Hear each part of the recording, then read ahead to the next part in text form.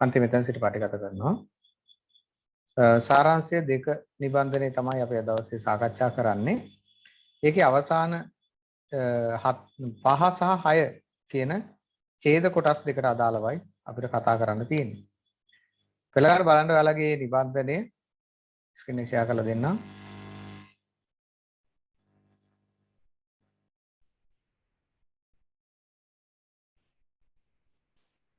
මේ තියෙන්නේ ඒ කොටස් දෙක. ඒකට කලින් එකක් අපිට තියෙනවා මෙන්න මේක. මේ මුල ටික අපි සාකච්ඡා කරපු ඒවා තියෙන්නේ. මේ තියෙන මේ ලියපු ඒවා. ගෝවිකම් අමාත්‍යාංශයේ එහෙම ගැන තීච කොටස් එහෙම අපි ලිව්වා. ගිය සතියේ සාකච්ඡා කරපු ඒවා තමයි මේ තියෙන්නේ. ඒතර අපි අද දවසේ සාකච්ඡා කරන්නේ මෙන්න මේ 5 සහ 6 කියන ඡේද දෙක. 5 6 මේක 3 4 වැටුණාට මේ අපි කතා කරන්න යන්නේ ඔයාලගේ නිබන්ධනය අනුව 5 සහ 6 කියන ඡේද දෙක. හොඳයි අපි බලමු කොහොමද මේකේ සාරාංශය ගොඩනගන්නේ කියලා මුලින්ම. ඉස්සෙල්ලාම ඔබ දන්නවා මේ සාරාංශයක් ගොඩනගනකොට මේ සාරාංශයට දීලා තියෙන ඡේදය අපි හොඳින් කියවන්න ඕන. එහෙම නැතුව අපිට ඡේදයේ අදහස වටහා ගන්න අමාරුයි එකපාරටම. ඒ නිසා කරන්න ඕන මූලික දේ තමයි අපි අපිට ලබා දීලා තියෙන ඡේදය පළවෙනි වතාව තා හොඳින් කියවගෙන යනවා. දෙවෙනි වතාව අවධාරණය කරමින් අපිට වැදගත් තොරතුරු මොනවද කියලා සටහන් කරමින් කියවගෙන යනවා. තුන්වෙනි වතාවේ තමයි අපි ඒක අරගෙන අපි අර සකස් කරගත්ත කොටු දැල් ආකෘතිය තුල කටු සටහනක් ලෙස අපි ලියා ගන්නවා. එතනින් පසුව තමයි අපි උත්තර පත්‍රයට ගන්නේ වචන ගාන හදලා වාක්‍ය වල උක්තාන්ත ભેද හදලා පද බෙදීම් නිවැරදි කරලා එතනින් පස්සේ තමයි අපි ඒක ගන්න ඕනේ කොහටද උත්තර පත්‍රයට. එහෙම නැත්නම් ඒක අපිට සාර්ථක උත්තරයක් ගොඩනගන්න බැරි වෙනවා ඒ හරහා. ඒ නිසා හොඳින් මතක තියාගන්න අපි කොයි වෙලාවකවත් මේ උඩ ඡේදයෙන් බලලා යටින් ගෙනින් ලියන්නේ නැහැ. එහෙම ලියන එක සාරාංශය නෙවෙයි. ඒක අසාර්ථකයි. එහෙම සාරාංශ. අපි කරන්නේ මේ මුලින්ම හොඳින් මේ ඡේදය කියවන එක. ඡේදය හොඳින් කියවලා මේකේ මුඛ්‍ය අදහස වටහාගෙන ඒ අදහසට අදාළ ටික පමණක් අපි ඉදිරි කර ගන්නවා. අනෙක් ටික ඔක්කොම අපි ඉවත් කරනවා. මේ ඡේදය ලියන්න තියෙන වචන 70කින්. වචන 70කින් තමයි මේක ලියන්න තියෙන්නේ. වචන 70කින් ලියන්න කියලායි මේක දීලා තියෙන්නේ. හොඳයි. ඔන්න කියවගෙන යමු බලන්න අපි මොකද මේක කියන්නේ කියලා. අප බොහෝ දෙනෙකුට ධනෙ යන්නේ අදහස් විය හැකි වන්නේ මුදල්ය.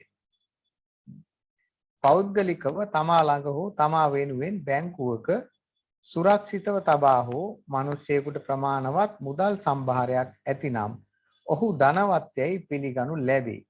මොකද මේ කියන්නේ? ධනය කියලා අදහස් කරන්නේ මුදල්ලු. බැංකුවක හෝ තමා සතුව හෝ මුදල් තියනවා නම් අපි යාව ධනවතෙක් කියලා පිළිගන්නවා කියලා කියනවා. එක් භෝජනයක් සඳහා ඩොලර් 10ක් හෝ පවුම් 2ක් වූ වියදම් කිරීමට හැකිනම් ඔහු තේ කෝප්පයක් හා පාන් පෙත්තක් සඳහා පැන්ස 6ක් හොයා ගැනීම අමාරු කරුණක් වන මිනිසෙකුට වඩා ධනවත් පුද්ගලයෙකු වශයෙන් සැලකනු ලැබේ. මෙතෙන්දී ඒගොල්ලෝ උදාහරණයක් දක්වමින් තමයි යන්නේ. සංසන්දනාත්මක ප්‍රකාශයක් නිකුත් කරනවා නේද? මොකක් ගැනද? ඩොලර් 10ක් හෝ පවුම් 2ක් හෝ වියදම් කරන්න පුළුවන් කෙනෙකුට තේ කෝප්පයකුයි පාන් පෙත්තකුයි අරගන්න පැන්සයක් වියදම් කරන්න පුළුවන් කෙනෙකුට වැඩිය ධනවත් කියලා හිතනවා. කියනවා.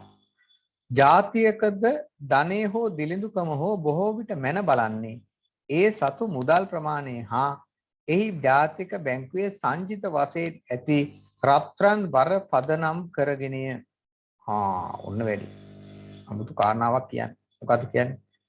ජාතියකද ධනය හා දිලිඳුකම හෝ බොහෝ විට මැන බලා ඇත්තේ ඒ සතු මුදල් ප්‍රමාණය හා ජාතික බැංකුවේ සංචිත වශයෙන් ඇති රත්රන් බර පදනම් කරගි. නමුත් මේ ආකාරයට සියලු වර්ගයේ ධනය යන රන් රිදී කාසි හෝ එවැනි වටිනා ලෝහ ප්‍රමාණයක් නියෝජනය කරන ඝන රන් රිදී කාසි හෝ එවැනි මෙතන එක දෙපාරක් තියෙනවා. නේද? එක වාක්‍යයක් කපන්නකෝ මේක. එකක් කපලා අයින් කරන්නකෝ. ලෝහ ප්‍රමාණය නියෝජනය කරන කඩදාසි කැබලි හෝ ඒ වෙනුවට භාණ්ඩ ලබාගත හොත් හෝ ලබා ගන්නා තෙක් හෝ වටිනාකමකින් තොරය. මොකද කියන්නේ? මෙන්න මේ කොටස මේකේ දෙකක් තියෙනවා. ඒ අයින් කරන එකම වාක්‍ය දෙකක තියෙනවා. නමුත් මේ ආකාරයට සියලු වර්ගයේ ධනය යන රන් රිදී කාසි හෝ එවැනි වටිනා ලෝහ ප්‍රමාණය නියෝජනය කරන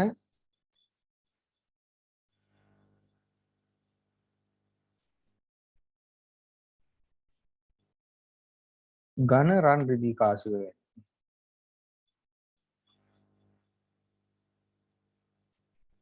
මේකයි ගන්න. කඩදාසි හෝ කියන මේකයි ගන්න. මේ වාක්‍යයෙන් ගන්න. නියෝජනය කරන එවැනි වටිනා ලෝහ ප්‍රමාණයක් නියෝජනය කරන කඩදාසි කැබලි හෝ ඒ වෙනුවට භාණ්ඩ ලබා නොගත හොත් ලබා ගන්නත් එක්ක වටිනාකමකින් තොරය. ඒ කියන්නේ මේ තියෙන රත්රන් සංචිත වේවා රිදී සංචිත කියන්නේ වටිනා ලෝහමය සංචිත ඒව එකක්වත් භාවිතයට නොගත්තොත් මුදල් වලට හුවමාරු නොකළොත් ඒ වගේ ආර්ථික වටිනාකමක් නැත කියලා කියනවා. අවසාන යුගයේදී ඇමරිකානු එක්සත් ජනපදයේ අවබෝධ කරගත් පරිදි ඒ ජාතික බැංකුවක සුරක්ෂිතාගාරවල එකතු කරන්න ඕනේ. වලලා ඇතනම් වුවද මිනිසියෙකුගේ පිළිකන්නේ මිනිසියෙකු එතන ගේ කියන එක වෙනස් කරන්න. මිනිසියෙකු ගේ පිළිකන්නේ වලලා මෙතන ගේ කියන එක ඈඩ් කරගන්න.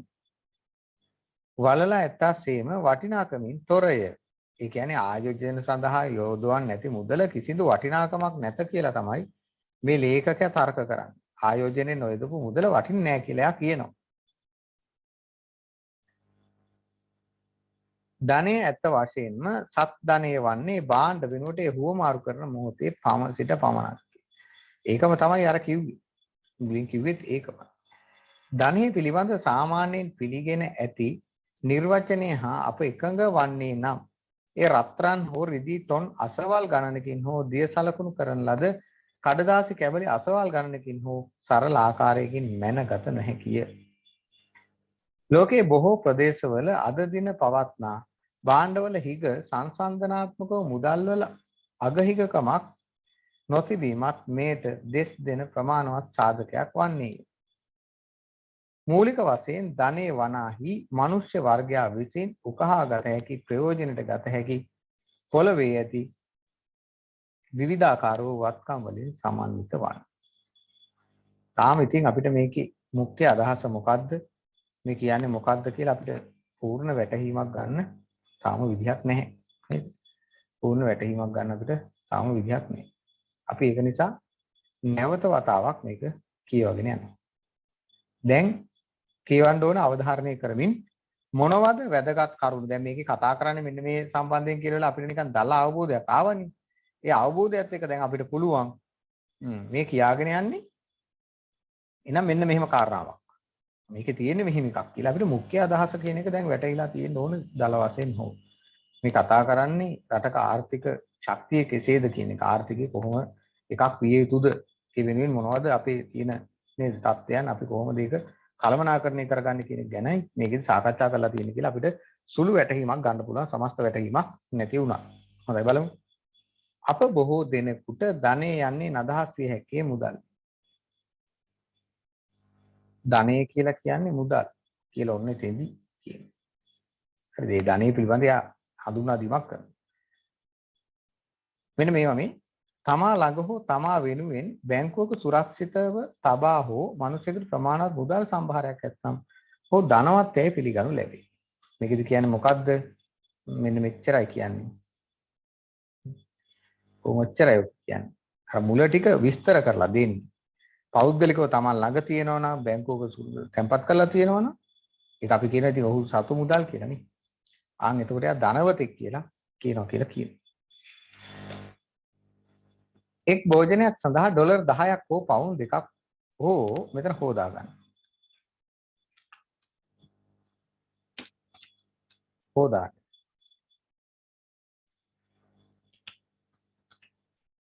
වියදම් කිරීමට ඔහුට හැකි නම් ඔහු තේ කෝප්පයක් හා පාන් පෙත්තක් සඳහා පැන්ස 6ක් හොයා ගැනීම අමාරු කරුණක් වන මිනිහෙකුට වඩා ධනවත් පුද්ගලයෙකු වශයෙන් සැලකනු ලැබේ.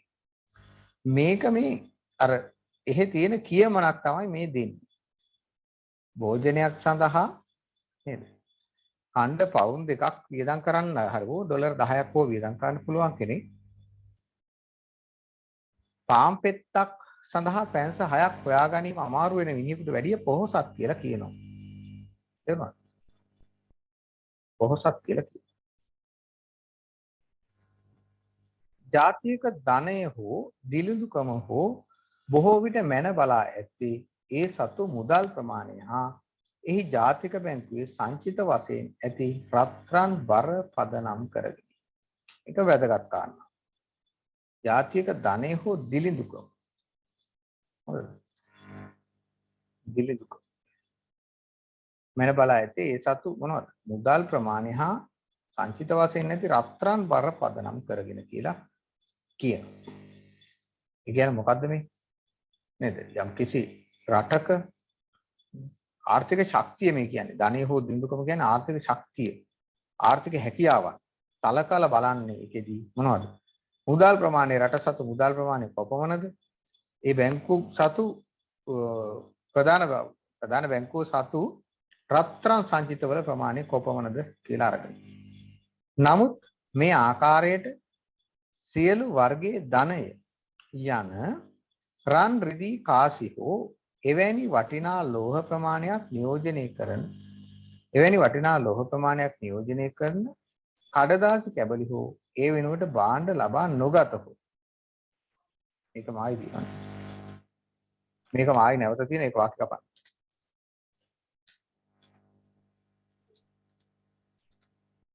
එවැනි වටිනා ලෝහ ප්‍රමාණය නියෝජනය කරන කියන එක දෙපොළක තියෙනවා.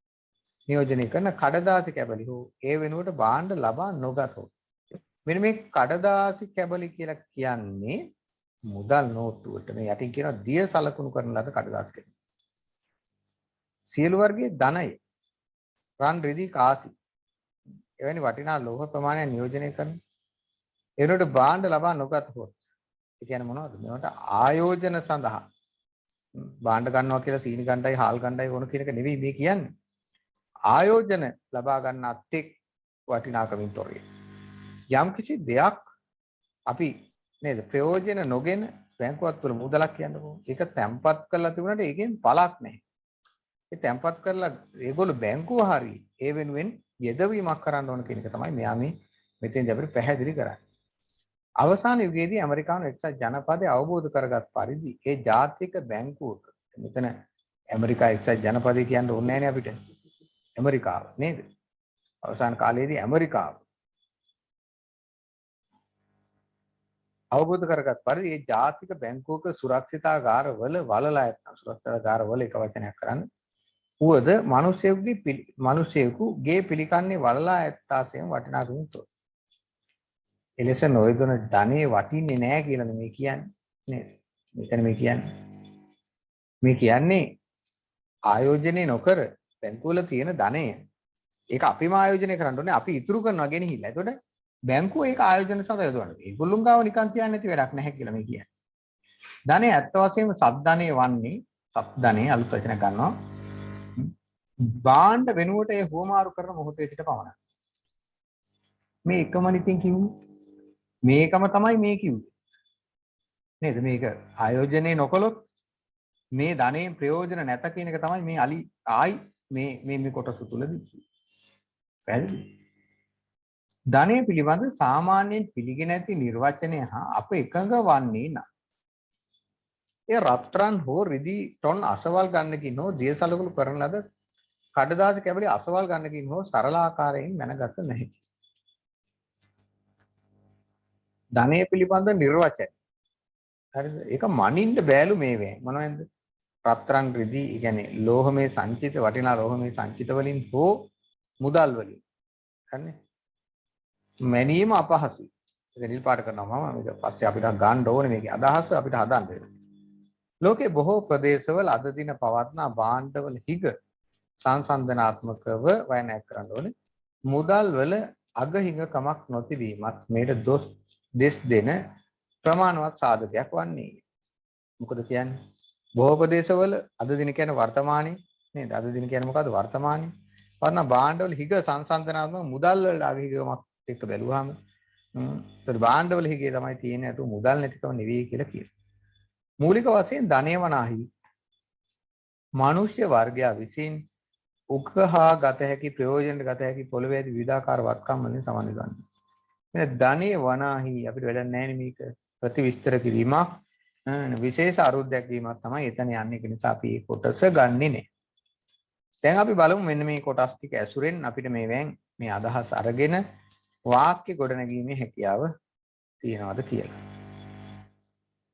මේක මෙහෙම ගන්නවා පස්සේ හදා ගන්නවත් එක.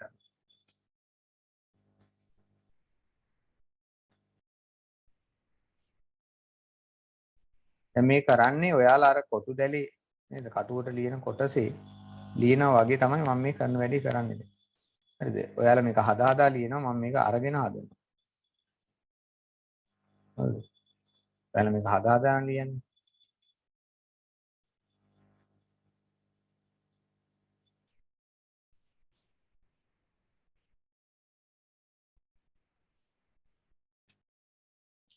ඔන්න ඒක මම ගන්නවා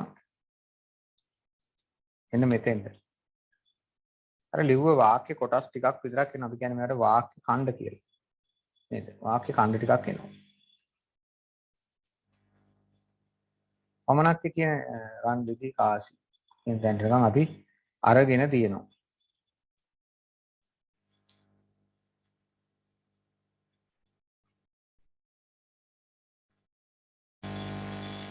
රන් දෙදි ධනේ යන රන් දෙදි කාසි. ධනේ යන රන් දෙදි කාසි. කොතනද ගත්තේ? රන් දෙදි කාසි. එවැනි වටිනා ලෝහ ප්‍රමාණය.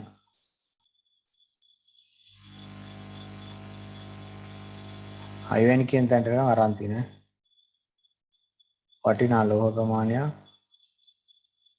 කඩදාසි කැබලි හෝ ලබාගත උත්සාහයන් අතර වටිනාකම් තොරේ.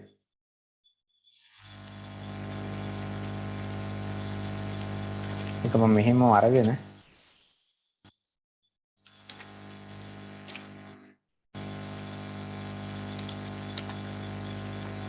ඊළඟට ඒක අපි වාක්‍ය කොටස් ටික පොඩි කරගමු. අඩු කරගමු. මේකත් ගන්නවා මම.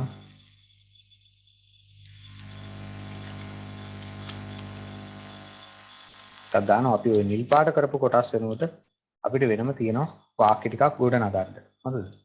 අපිට වෙනම තියෙනවා වාක්‍ය ටිකක් ගොඩනගා ගන්න. දැන් බලන්න මේම බොහෝ දෙනෙකුට ධනේ යනු මුදල්ලි කියලා මම මෙතන වාක්‍ය සම්පූර්ණ කරනවා. ධනේ යනු මුදල්ලි.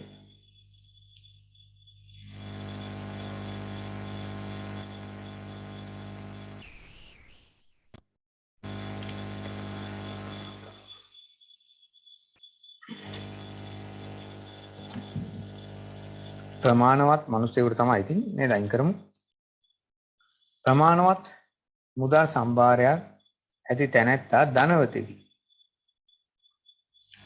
ඇති පුද්ගලයා ධනවතෙකි.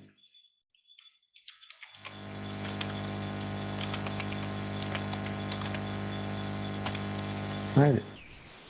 මෙන්න මේකේ මේ එක් භෝජනයක් සඳහා ඩොලර් 10ක් හෝ පවුන්ඩ් 2ක් හෝ වියදම් කිරීමට ඔහුට හැකිනම් ඔහු තේ කෝප්පයක් හා පාන් පෙත්තක් සඳහා පැන් සහයක් හොයා ගැනීමට අමාරු කරුණක් වන මිනිසුන්ට වඩා ධනවත් පුද්ගලයෙකු වශයෙන් සැලකනු ලැබේ.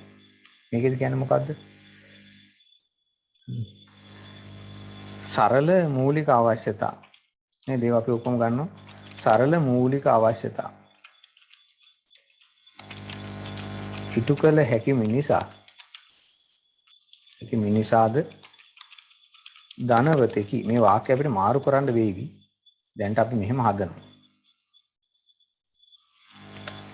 ජාතියක ධනය හෝ දිලිඳුකම. ධනය හෝ දිලිඳුකම නෙමෙයි මේක. හරිද? යම් රටක ධනවත් බව ඔක්කොම එකතු වෙනවනේ. එතකොට ධනය තිබුණොත් එයා ධනවත්. එහෙම නැත්නම් දිලිඳු. ධනවත් බව තීරණය වන්නේ මොනවා මතද? මෙන්න මේවා මතලු. මුදල් සංචිත හා රාන් සංචිත මගින්. සංචිත හා මුදල් හා රන් සංචිත වලින් කියලා කියන්නත් පුළුවන්. එහෙම ලියමු. මුදල් හා රන් සංචිත ප්‍රමාණය මතයි. මුදල් හා රන් සංචිත ප්‍රමාණය මතයි. දැන් මේක හරිනේ. වටිනා ලෝහ ප්‍රමාණයක් වන කඩදාසි කැබලි හෝ ලබා නොගතොත් වඩ වදාම තොරේ. එහෙත් එම ධනය දැන් මෙතන මේ අර මුදලට ආයෝජනය කියලා අපි කියන්නේ එතන අලුත් වචනක් ගන්නවා. එහෙත් එම ධනය ආයෝජනය නොකළහොත් ප්‍රයෝජන රහිතය. ප්‍රයෝජන රහිතය කියලා ඔන්න කිව්වා.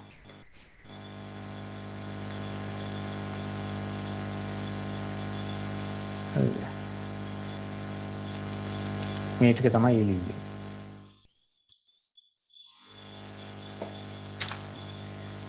ධනය රන් රිදී කා සේන වටලා ලෝකා නිවන කඩදරුව ලබා ගන්නකොට වටනාවෙන් තොරේ. මේක තමයි මේ කිව්වේ. සුරක්ෂිතාගාරවල වල්ලා ඇත්තම් වුවද මිනිස්සුගේ පිළිකන්නේ ගේ පිළිකන්නේ වල්ලා ඇත්තාසෙන් වටනාවෙන් තොරේ. ඇමරිකානු එක්සත් ජනපදයේ කියලා කතාව මෙන්න මෙතෙන්දී ආවනේ. ඒක තමයි ඇමරිකානු කැලේ අරන් තියෙන්නේ. නේද?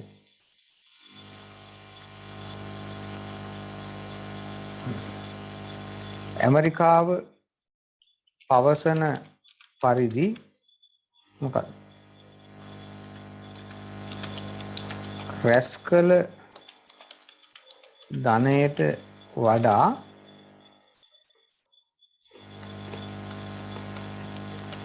වඩාත් වැදගත් වන්නේ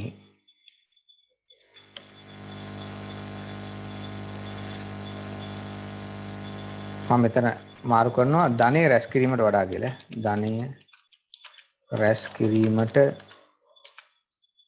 වඩා වැදගත් වන්නේ ඇමරිකාව පවසන පරිදි ධනය රැස් කිරීමට වඩා වැදගත් වන්නේ එම ධනය ආයෝජන සඳහා යෙදවීමයි. ඇමරිකාව කියනවලු මොකද්ද? මේක නිකන් පාවිච්චි නොකර ඇතුලේ අපි තියාගෙන හිටියට වැඩක් නැහැ. ආයෝජන වලට යොදවුවාම තමයි අපිට ප්‍රයෝජනවත් වෙන්නේ කියන්නේ. ඒ තමයි මේ කියන්නේ අපිට ප්‍රයෝජන ගන්න නම් මොකක් වෙන්න ඕනද මේක දාන්න ඕන කියන්නේ.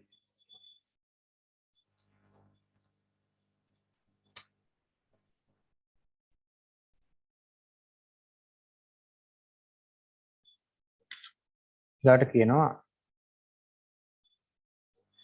ධනය යනු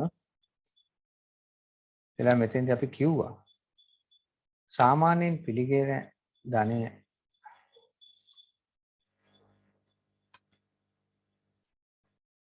ධනය පිළිබඳ පිළිගෙන ඇති නිර්වචනය වන්නේ මොකද්ද?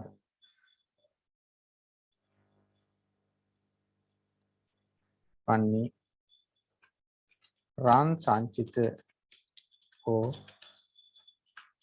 නැත්නම් වටිනා ලෝහ සංචිත කියලා ගමු. මෙතන කීපයක් කතා කරන නිසා වටිනා ලෝහ සංචිත හෝ ඊගාට මොකක්ද?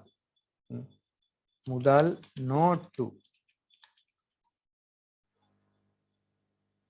මගින් සරලව මැනිය නොහැකි බවයි. දැන් ඔයාලට පෙනේවි මේක නෙවෙයි සාරාංශය. තේරෙනවද? මේකේ තියෙනවා අවුලක්. මේ යටම වාක්‍යෙ තියෙන්න ඕනේ කොහේ කියලා දාලා හිතෙන්නේ. මේ යටටම ලිව්ව වාක්‍යෙ කොහේ තියෙන්න ඕන එකක්ද? මුදල කියන එක මෙන්න මෙහෙම එකක් කියලා කතා කරන්නේ කොහේද? යට ගන්නවා. ඔන්න බලන්නකෝ. නිකන් කියවලා බලන්න. මේක සාරාංශය නෙවෙයි. නිකන් කියවලා බලන්න. මොකද මේ කියලා තියෙන්නේ? බොහෝ දෙනෙකුට ධනෙ යනු මුදල්ය. ඒක නෙමෙයි මේක කියවෙන්නේ. ධනෙ පිළිබඳ පිළිගෙන ඇති නිර්වචනය වන්නේ වටිනා ලෝහ මුදල් නෝට්ටු වලින් සරලව මැනිය නොහැකි. එහෙත් කියලා මෙන්න මේක මෙතෙන්ට ගෙනියන්න වෙනව නේද? මුලින් කියන කාරණාවට මෙන්න මෙතෙන්ට දාගන්න වෙනවා ඔක ගෙනල්ලා. නැත්තම් බෑ. දැන් කියලා බලන්නකො බොහෝ දෙනෙකුට ධන යන මුදල්ලි. එහෙත් කියලා මම මෙතෙන්ට දානවා නිපාතයක්. එහෙත් ඒ පිළිබඳව කියලා දානවා මම. ඒ පිළිබඳව පිළිගෙන ඇති නිර්වචනය වන්නේ වටිනා ලෝහ සංචිත හෝ මුදල් නෝට්ටු මගින් සරලව මැනිය නොහැකි බවයි. එහෙත් නැත්නම් එහෙත් ඒ පිළිබඳව පිළිගෙන ඇති නිර්වචනය වන්නේ වටිනා ලෝහ සංචිත හෝ මුදල් නෝට්ටු මගින් සරලව මැනිය නොහැකි බවයි. ප්‍රමාණවත් මුදල් සම්භාරයක් ඇති පුද්ගලයා ධනවතෙකි. සරල මූලික අවශ්‍යතා ඉටු කළ හැකි මිනිසාද ධනවතෙකි. යම් රටක ධනවත් බව තීරණය වන්නේ මුදල් හා රන් සංචිත ප්‍රමාණය මතයි. එහෙත් එම ධනය ආයෝජනය නොකළහොත් ප්‍රයෝජන රහිතය. ඇමරිකාව පවසන පරිදි ධනය රැස් කිරීමට වඩා වැදගත් වන්නේ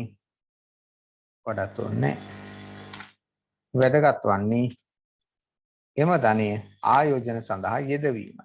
ඔන්න ඔච්චරයි මේකෙදි කියන මූලික කරුණ. ඔයාලට මතක ඇති මෙන්න මෙහි අගම තීච් එකක් තමයි මෙන්න මේක තමයි අපි අර මුලට ගෙනිච්චේ.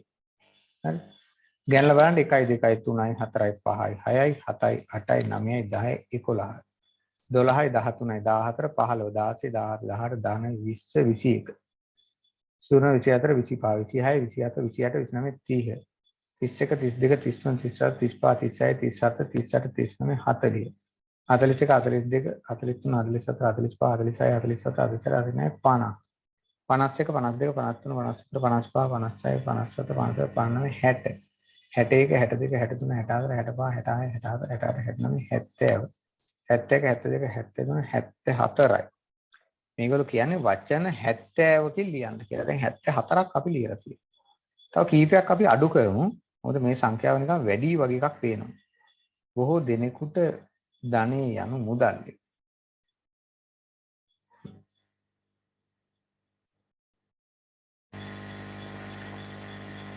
එහෙත් ඒ පිළිබඳ ඉදිරිපත්ව ඇති.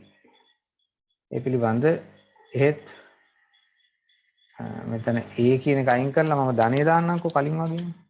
ධනෙ පිළිබඳ පිළිගෙන ඇති නිර්වචනය. ප්‍රකට කියලා දාන්නම්කෝ මෙතෙන්ට මම. ප්‍රකට නිර්වචනය වන්නේ වටිනා ලෝහ සංචිත වූ මුදල් නෝට්ටු මගින් සරලව වයන් ඇත්තෙන්න ඕනේ. මැනිය නොහැකි බවයි. මම මේක වාක්‍ය පොඩ්ඩක් උඩයට මාරු කරනවා. එහෙත් කියන එක ඒකට අයින් කරන්න පුළුවන්.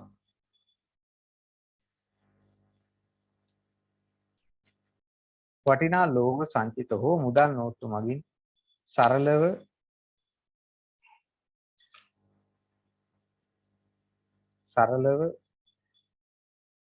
ධනය මැනිය නොහැකි බව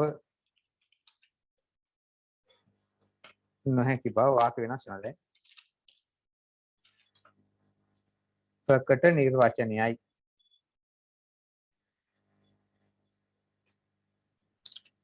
ප්‍රකට නිර්වචනයයි.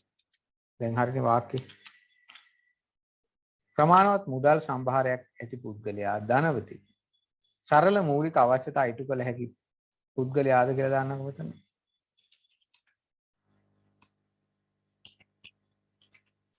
ධනවතෙකි. යම් රටක ධනවත් බව තීරණය වන්නේ මුදල් හා රන් සංචිත ප්‍රමාණය මතයි. එහෙත් එම ධනය ආයෝජනය නොකළහොත් ප්‍රයෝජන රහිතය.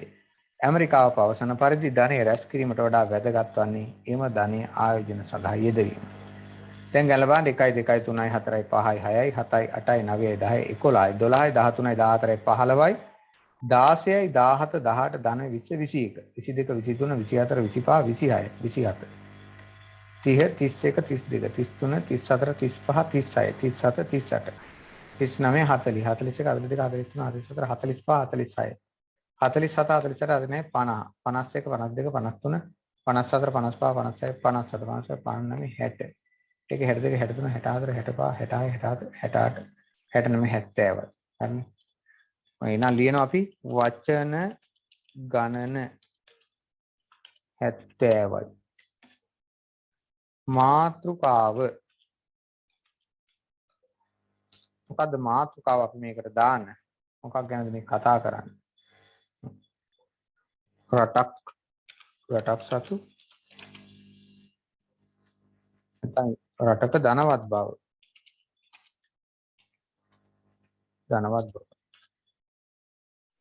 රටක ධනවත් බව යම් රටක ධනවත් බව එහෙම දාන්න පුළුවන් අපිට මේ ලංකාව ගැනද කියන්නේ කියලා අපිට හොයාගන්න බෑනේ යම් රටක ධනවත් බව කියලා ඔබට මාතෘකාවක් මේකට යෝජනා කරගන්න පුළුවන් හරිද මේකට මාතෘකාවක් යෝජනා කරගන්න පුළුවන් හරි එතකොට ඒ විදිහට අපි ඔකට මාතෘකාවක් දාලා ඕක ඔයාලට ලියන්න පුළුවන් රචනය මේ සාරාංශය මට කියන්න ඔයාලා ගාව ඔයාලා ලිව්ව සාරාංශ තියනවද කියලා තියනවද තියෙනවා ෆොටෝ එකක් ගාලා දාන්න බලන්න WhatsApp එකට තියෙනවා නම් තියෙනවා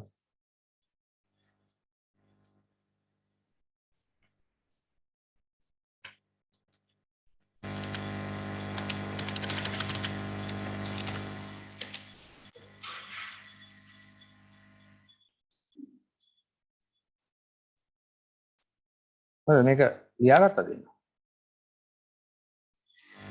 මේකත් මේ රතු පාටටම දානවා ඔක තමයි සාරාංශය ලෙස අපිට ගන්න තියෙන්නේ බලන්න ඔයාලගේ ලිව්ව සාරාංශයත් එක්ක මේ වගේ සාරාංශයක් ගැලපෙනවද කියලා හරිද මේ වගේ සාරාංශයක් ඔබටත් ලියා ගන්න පුළුවන්කම තියෙනවද කියලා බලන්න මේ කොටස වචන 70 ක ලියන්න කියලා තියෙන තව වචන දෙකක් කපා ගන්නත් ඕනම් පුළුවන් නමුත් මේකේ පද බෙදීම සම්බන්ධයෙන් ගැටලු නැති නිසා ඔහොම තිබ්බට කමක් නැහැ හරිද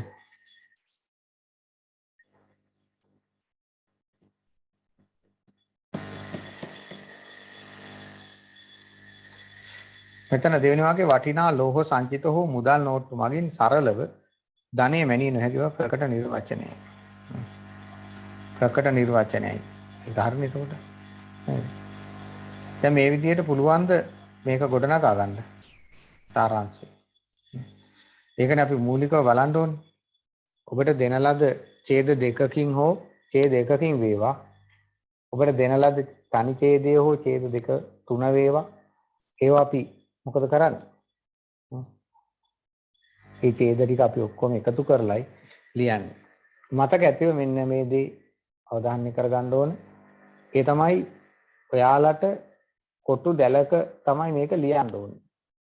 කොටු දැල කියන එක දන්නවනේ දැන් හැමෝම මම හිතනවා දන්නවා කියලා. දන්නේ නැත්නම් මෙන්න මේක තමයි අපි උත්තර පත්‍රේ. මෙන්න මේ විදිහට අපිට මොකද කරන්න ඕනේ? ඉරි ටිකක් සලකුණු කරන්න වෙනවා. නැත්නම් අපිට කොටු දැල කියන එක හැදෙන්නේ නැහැ. නේද? මොනවගේ ඉරි කීයක්ද අපි සාමාන්‍යයෙන් මේක බෙදන්නේ එක සම්මතයක් ලෙස නෙවෙයි එන්නේ.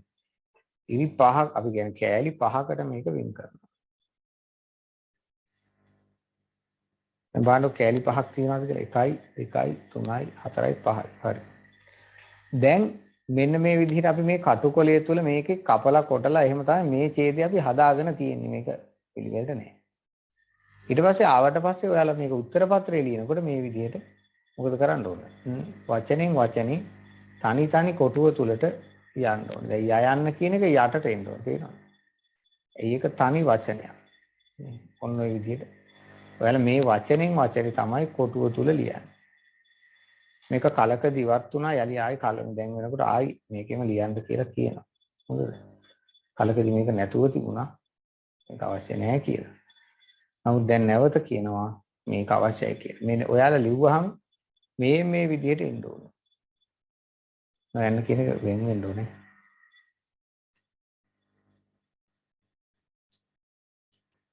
ඔය විදිහට ගන්න පුළුවන්. නේද?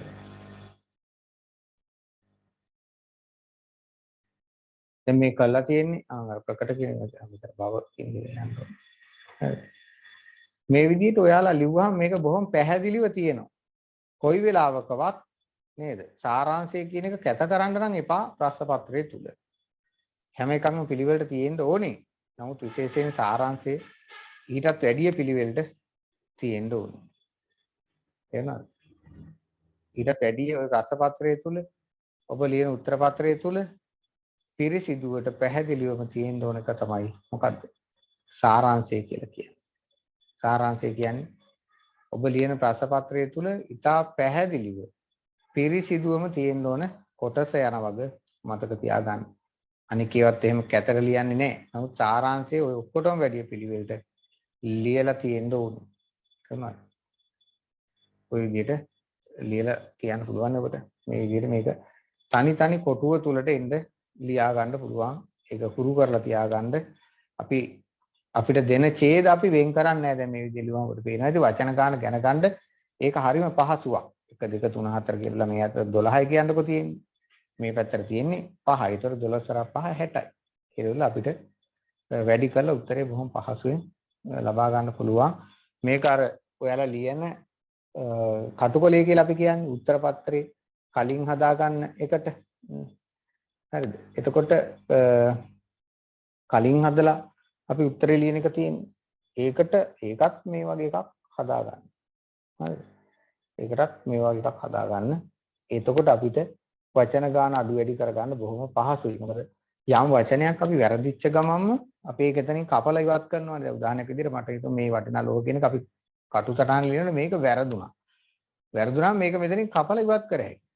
ඒතර ඉවත් කළාම අපි දන්නවා එතන වචනයක් නැතුව ගියා. ඒතකොට ඔබට උඩ මේ අතර ගැනලු වෙලා මේ අතර වැඩි කරාම අපි වචන 60 ලියන්න තියෙනෙක් කියලා. 12 60යි කියලා ගන්නට දැන් අපි දන්නවා මෙතන දෙකක් අඩු වුණානේ කියලා. ඒතකොට 58යි කියලා අපිට බොහොම පහසුවෙන් දැන ගන්න පුළුවන්. අනිකේ තමයි මෙහෙම මේ කොටු දැලක් තුළ ඔබ ලිව්වහම ඒකේ ලැබෙන අනික් වාසිය තමයි මේකේ අර අපි ලියාගෙන යනකොට අපිට වැරදින තැන් හදා ගන්න පුළුවන්. මොකද ඊගාවට ලියන්නෙත් මේ වගේ මේකකනේ. නේද? අපිට වරදින එක නැති කරගන්න ලොකු උදව්වක් ලැබෙනවා කොටු දැලක් භාවිත කරලාම ලියන්න පුරුදු වෙන්න. ඒක අනිවාර්යයෙන්ම කරන්නම ඕනේ දෙයක්. උත්තර පත්‍රය ලියන්නෙම කොටු දැලක් තුලම තමයි. නේද? කොටු දැලකමයි පිළිතුරු ලියන්න ඕනේ. ඒක එලෙසමයි. ඒකට මේක වචන ගාන කියන එක යටින් මාතෘකාව කියන එක යටින්. ඔබට ඇතැම් අවස්ථාවල අපි දැකලා තිබුණා ඔය පහුගිය ප්‍රශ්න පත්‍ර දෙනකොට උත්තර පත්‍රයේ තුලම මේ වගේ ඔබට නිකන් හිස් ඉඩවල් ටිකක් කියන්නේ සාමාන්‍ය රූල් කොලයක ලක්ෂණ දීලා තිබුණා. ඒ දුන්න උනාට ඔබට කොටු දැලක් ගහලා දීලා නැහැ ඒක. ඒතර ඔබ කොටු දැල හදා ගන්න ඕනේ. මේක හදාන මහ වෙලාවක් යන්නේ. අඩි රූල් අරගෙන පල්ලෙහාට මේ තිරස් ඉරි ටිකක් ගැහුවා නම් හරි. සිරස් ඉරි ටිකක් සටහන් කරගත්තා නම් හරි. මේකෙදි පහම ගන්න මතක තියාගන්න. පහ කියන්නේ අනිවාර්ය නෑ. මම කියන්නේ මේ පහ ගන්න කියලා හේතුව ගණින්න පහසුව සඳහා. ඕම් ওই විදිහටයි ඔබේ ওই ඡේදය සකස් කරගන්න ඕනේ. නිකම් ඔහේ ලියන්නේ නැහැ. එහෙම ලිව්වහම අපිට අදාළ ලකුණ ලැබෙන්නේ නැහැ. අපි සාරාංශය ලියන්න දන්නේ නැහැ කියලා තමයි අපිව බලන කෙනා හිතන්නේ. ඒක නිසා අපි සාරාංශය ලියන්න දන්නවා කියන එක එයාට අපි ඔප්පු ගන්න ඕනේ. මේ සාරාංශය ලියනකොට අනික් කාරණාව තමයි මේ වගේ තියෙන වචන වලට අපි හැකියතාක් ගැති නොවි ඉන්න ඕනේ. මෙයාලගේ වාක්‍ය රටාවට අපි හැකියතාක් ගැති නොවි ඉන්න ඕනේ. එතකොටයි ඒ සාරාංශය සාර්ථක සාරාංශයක් කියලා කියන්නේ. අනික් කාරණාව තමයි සමහර වෙලාවල් වලට මේ වැදගත් කරුණු එක දිගට යන්න ඕන වැදගත් කරුණු ඒවා තියෙන්නේ අර අගක. එහෙම කළා තියෙන ඔයාලට ඒක ගන්න පුළුවන්ද කියන එක දැනගන්න. ඔයාලට ගන්න පුළුවන්ද කියන එක දැනගන්න තමයි එහෙම දීලා තියෙන්නේ. දැන් මතක ඇතිනේ අපි මෙන්න මේ අගම දීච් එකක් තමයි අර උඩට ගෙනින් පළවෙනි වාක්‍යයට පස්සේ යෙදුවේ. හරිද? අපි උඩක දීච් එක පල්ලෙහාම දීච් එකක් තමයි අපි උඩටම ගෙනිහිල්ලා යෙදුවේ. ඒ නිසා මේ හැම තැනකදීම අපි ටිකක් කල්පනාකාරී වෙන්න ඕන නේද? මොකද්ද මේ අපිට දීලා තියෙන ඡේදයේ මූලික අදහසක. ඒතර මූලික අදහසට වැදගත් වෙන සියලු ඒවා අපි එතනින් තියා ගන්නවා. අනිත් ටික ඔක්කොම අයින් කරනවා. සාරාංශයක් කරපුවාම සාමාන්‍යයෙන් ওই ඉල්ලන වචන ගන්නට තමයි එන්නේ. හරිද? සාරාංශයක් ලිව්වහම ඉල්ලන වචන ගන්නට තමයි එන්නේ. එහෙම නැත්නම් එහෙම ඊට වඩා වැඩියෙන් එනවා නම් ඊට වඩා අඩුවෙන් එනවා නම් ඒ සාරාංශය සාර්ථක නැහැ. සාරාංශේ වචන ගන්න ඉක්මවන්න බෑ අපිට අයිතිය නැහැ. ඒක මේක තුල අන්තර්ගත කරලා තියෙන දේවල් නේද? අපිට හරියට හිතා ගන්න අමාරුයි අපහසුයි. හරිද? හරි. ඒක නිසා මේ විදිහට ඔබට පුළුවන් කොටු දැලක් තුල මේක සකස් කරලා මෙහෙම පල්ලෙහාට මේක ලියන්න යන්න. දැන් කියවන කෙනාට පහසුයි. ඔබට ලියන්න පහසුයි නේද? ඊටාම පැහැදිලි පද බෙදීමක් තියෙනවා මේක තුල කියලා. ඕනෑම කෙනෙකුට වටහා ගන්න හරිම ලේසි. වචන ගන්නත් හරි පහසුවෙන් ගන්නින්න ලේසි. එකක් ගන්න මෙහෙම ඇලවිලි ගහ ගනින්න අවශ්‍ය නැහැ. මේ ඇලවිලි ගහනවා ඔයාලා වරද්දලා එකට ලියලා තිබුණොත් වෙන් කරන්න ඕන වචනයක් එකට ලියලා තිබුණොත් අන්නේ වෙලාවට ඇලගිරක් ගහලා වෙන් කර ගන්නවා. එහෙම නැතුව මේ වගේ වෙලාවදී අපිට ඇලගිරි ගහන්න අවශ්‍ය නැහැ. වචන වෙන් කර ගැනීම සඳහා පරීක්ෂකවරු බලනකොට එයාලට ඇලගිරි ගහන්න ඕනේ නැහැ. වචන වෙන් කර ගැනීම සඳහා. තේරුණාද? හරි. එහෙනම් ඕක මූලිකව මතකේ තියාගන්න. වචන ගන්න 70යි මාතෘකාව යම් රටක ධනවත් භාවය කියලා ගමුකෝ. අධනවත් බව. ඒක ඔබට වැටහෙන්න ඇති කියලා හිතනවා. අපි යනවා දෙවැනි ඡේදයට. අපි යනවා දෙවැනි ඡේදයට නේද? අර ඡේදයේ දැන් බලන්නකො මහා ලොකු දෙයක් විස්තරයක් තිබුණට ගන්න තිබුණේ බොහොම සුළු කොටස් ටිකක් නේ. ඒකේ ගන්න තියෙන්නේ බොහොම සුළු කොටස් ටිකක් පමණයි. ඒක තමයි සාරාංශය කියන්නේ. තමයි වචන 200 ගාණක් තිබුණා ඒකේ. එතකොට ඒක තුනට බෙදුවාම තමයි වචන 70කින් ලියන්න කියලා තිබුණේ. හොඳයි. අපි බලමු මේ ඊළඟ එක ඒකේ කොහොමද දීලා තියෙන්නේ කියලා. මේකෙදි කියන්නේ ඒකේ වචන ගාන කීයක්ද? තරහ නිශ්චිත කාල පරිච්ඡේදයකට කියන්නේ.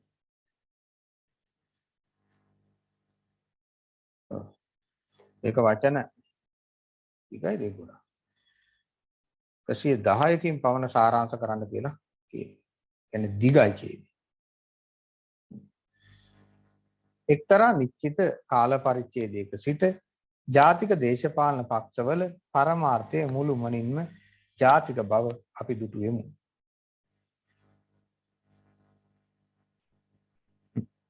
එහෙම තමයි. නිදහස පිළිබඳ සටන් පාඨ මගින් ඔවුහු ජනතාව සංවිධානය කරති. එහෙත් අනාගතයේ ඉන් පසුව වන සිද්ධීන් අනුව හැඩගැසීමට ඉඩ හරි. ඔවුන් උද්ඝෝෂණ මාර්ගයෙන් අපේක්ෂා කරන නව රජයේ ආර්ථික ප්‍රතිපත්තීන් ගැන හෝ පිහිටුවීමට අදහස් කරන ආණ්ඩුවේ ස්වරූපය ගැන හෝ ප්‍රශ්න කරන විට ඔවුන් නිසි පිළිතුරක් දීමට අපොහසත් වෙති. ලංකාවේ තත්ත්වය වගේ. ඔවුන් තම රටේ ආර්ථිකය ගැන ඇත්ත වශයෙන්ම කිසිත් නොදන්නා හේයින් මේ තත්ත්වය පැන නැගී ඇත. රටේ ආර්ථිකය දිගටම වැඩි ඇත්තේ ඔවුන්ගේ දැනීමේ සීමාවන්ට පිටතින්. ඔවුන්ගේ දැනීමේ සීමාවන්ට පිටතින්. තම රටේ පසේ හා khනිජ සම්පත්වල සැබෑ හෝ ශක්‍ය තත්ත්වය ගැන ඔවුන් තුල ඇත්තේ පොතට සීමා වූ දල හැඟීමක් පමණි. ඒ නිසා තම රටේ සම්පත් ගැන ඔවුන්ට කතා කළ හැක්කේ පොදු අවිශේෂ අන්දමකිනි. නිදහස ලැබීමෙන් පසු සංඛ්‍යාවෙන් අඩු වූ ප්‍රාග්ධනය අතින් හීන වූ විප්ලවීය මාර්ගයකට බැසීම ප්‍රතික්ෂේප කරන්නා ඌද මේ ඌන සංවර්ධිත මධ්‍යම පන්තියේ අති සෝචනීය නිශ්චලත්වයට වැටෙයි. අමුතු වනේ තියෙන. යටත් විදිහේ වචන දෙක. යටත් විජිත ආධිපත්‍ය නිසා තම නෛසර්ගික ශක්තියින්ගේ වැඩිවීමට ඉඩක් නොවිය යැයි අඳුනා කීමට පුරුදු වී සිටින මේ පන්තිය ඒ ශක්තිය නිදහසේ වඩා ගැනීමට දැන් උවද අපොහසත් වෙති. නෛසර්ගිකව කියන්නේ නේද? අර තමන් තුළ පවතින ශක්තියින් ඉබේ වර්ධනය වෙන්න අවස්ථාවක් දුන්නේ නැහැ කියලා චෝදනා කරනවා. සම්පත්වලදී අස්ථායි භාවයත් කලමනාකාරීත්වයෙන් යාන්ත්‍රණයේ දුර්වලතාවයන් නිසා ඔහු කලමනාකාරීත්වයේ කියලා හදන්නේ. කලමනාකාරීත්වයේ යාන්ත්‍රණයේ දුර්වලතාවන් නිසා ඔහු අවුරුදු ගණනාවකට තාක්ෂණික ආර්ථික ක්‍රමයකට තල්ලු වෙති. ඔවුන්ගේ නිතැතින්ම සීමිත කල්පනා විදි අනුව ජාතික ආර්ථිකයේ වනාහි උත්තර දෙනවා. ඒගොල්ලෝ විස්තර කරනවා. දේශීය නිෂ්පාදනයයි කිව හැකි දේ මත පදනම් වූ ආර්ථිකය. ශිල්පීය පන්තිය ගැන දීර්ඝ දේශනා පවත්වනු ලැබේ. පොදු වශයෙන් සහ පුද්ගලික වශයෙන් තමාට ජාතියටත් වැඩි ලාභ උපයා දෙන කර්මාන්ත ශාලා පිහිටුවීමට මධ්‍යම පන්තිය අසමත් වෙන නිසාම ජාතික ගරුත්වය ගැන විහිදී යන නව බුද්ධියට අනුවද ආකූල දේශානුරාගයේ දයාවකින් මේ ශිල්පීය පන්තිය වට කරනු ලැබේ. ඒක අමුතු කතාවක් කියනවා. එමගින් මහත් ධනෙ උපයා ගැනීමට ඔවුන්ට මන්සලසෙන්නේ වැරදීමකින් නොවේ. කියන වැඩි ධනයක් උපයා. දේශීය නිෂ්පාදනය ගැන ඇතිවන මේ පූජනීය ආකල්පෙන් හා නව කළමනාකාරීත්ව තන්ත්‍ර ගොඩනැගීමට නොහැකියාවෙන් සලකුණු කෙරෙන ජාතික මධ්‍යම පන්තියේ දුර්වලතාව යරත් විදුගීට ආවේනික කෘෂිකර්ම නිෂ්පාදන විදිවල එරී සිටීමෙන් ප්‍රකාශ වේ. ඒලා කියනවා මේකේ දැන් කරුණු දෙකක් ගැන ඒගොල්ලෝ සාකච්ඡා කරන නිසා අපිට මේකේ පොඩි වැටහීම පිළිබඳ ප්‍රශ්නයක් තියෙනවා මේ ඡේදය. ඒ නිසා දැන් අපි එක වතාවක් කියවට මේක වටහා ගන්න බැහැ. අපි මේක තව වතාවක් කියවන්න ඕන අපිට දීලා තියෙන ඡේදයේ මූලික හරය මොකක්ද කියලා අවබෝධ කරගන්න. මම හිතනවා ඔබ කියවනකොට පළවෙනි වතාවේ යම් අවබෝධයක් සහිතව කියවනවා නම් දෙවෙනි වතාවේ ඊට පහසුවෙන් මේක තහවුරු කරගන්න ඔබට පුළුවන් වෙනවා. මෙන්න මේවා අවශ්‍ය නැහැ මෙන්න මේවා ඕනේ කියලා මේ ඡේදයක් තුල ඔබට ලබා දෙලා තියෙන ඡේද කොටසේ ඕ දෙකේ වෙන්න පුළුවන් නැත්නම් තුනේ වෙන්න පුළුවන්. මේ හැම එකකම අපිට දෙන මූලික අදහස විතරයි අපි උපුටා ගන්න. කොයි වෙලාවකවත් අපිට දෙන්නේ ඡේද තුනක් නම් පළවෙනි ඡේදය වෙන් කරගෙන ගිහිල්ලා ඊගාවට දෙවෙනි ඡේදය ඕනේ නැහැ තුන්වෙනි ඡේදය අවශ්‍ය නැහැ කියලා අතහැරනවට වැඩිය වඩාත්ම සුදුසු දේ තමයි මේකේ තියෙන ප්‍රධානම මුඛ්‍ය අදහස ප්‍රධාන අදහස උපුටා ගැනීම සඳහා අපි මේක යලි යලි කියවන එක. එතකොට ඒක මට කියන්න බෑ දේවතාවක් අනිවාර්යයි කියලා. මේ දේවතාවක් විතරයි ඕනේ කියලා කියන්න බෑ මට. ඒ වුණාට අඩුම මේක තුන් වතාවක්වත් ඔබ කියවන්න ඕනේ. එහෙම නැතුව මේවා තියෙන මූලික හරය එක විටම අවබෝධ කරගන්න අපිට අපහසුයක් දැනෙනවා. තේරුණාද? එක විටම අවබෝධ කරගන්න අපිට අපහසුවක් දැනෙනවා. ඒ නිසා මතක ඇතිව ඔබට ලබා දෙන ඡේදය අනිවාර්යයෙන්ම දෙපාරක් තුන් පාරක් කියවන්න. තුන් පාරක් කියවලා තවත් බැරි නම් තවත් තේරෙන්නේ නැත්නම් ආයි වතාවක් කියවන්න. ඔබට ඔබෙන් වැය වෙන විනාඩි 20 වගේ නෙවෙයි. ඒක බොහොම නේද වටිනවා ඔබට නිවැරදි සාරාංශයක් කියා ගැනීම සඳහා බලමු. එක්තරා නිශ්චිත කාල පරිච්ඡේදයක සිට ජාතික දේශපාලන පක්ෂවල පරමාර්ථය මුළුමනින්ම ජාතික බව අපි දුටුවා. නිදහස පිළිබඳ සටන් පාඨ මගින් ඔහු ජනතාව සංවිධානය කර. ඔන්න. ජාතික දේශපාලන පක්ෂ මොකද කරනවා කියන්නේ? ඒගොල්ලන්ගේ නිදහස පිළිබඳ සටන් පාඨලු කාර්යයක් තිස්සේ ආවා. මම මේක රතු පාට කරන්නේ නැහැ. මම නිල් පාට කරනවා හේතුව මට මේකේ ගණ්ඩ දෙයක් තියෙනවා මේක ප්‍රධාන වශයෙන් නොගත්තට.